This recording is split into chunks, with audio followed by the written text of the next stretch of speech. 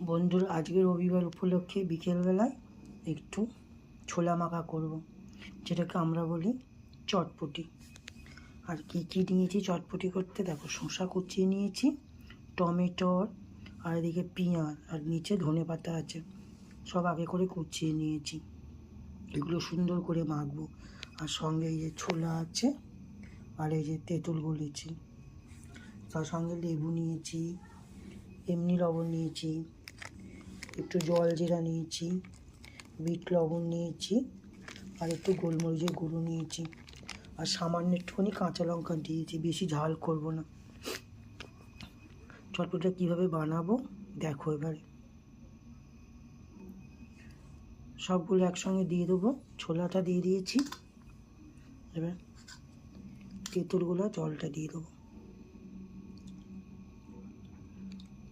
যে যেমন টক খাবে সেরকম দেবে। আমি একটু বেশি বেশি টক টক করবো বলে করেছি।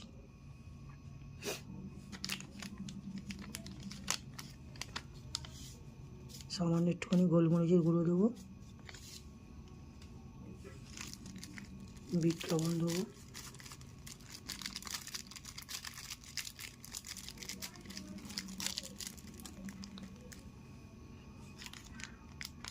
জল দিয়ে দেবো।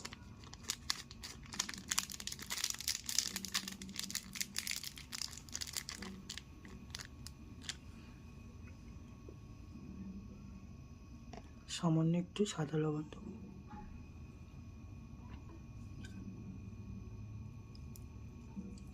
লেবুর রস দিলাম।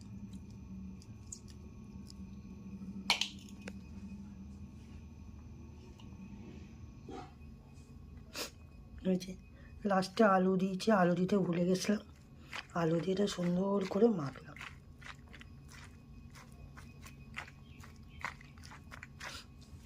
কেমন হয়েছে চটপটি মাখাটা কমেন্ট করে জানাবেন। নমস্কার সবাইকে। আপনারা ভালো থাকবেন, সুস্থ থাকবেন।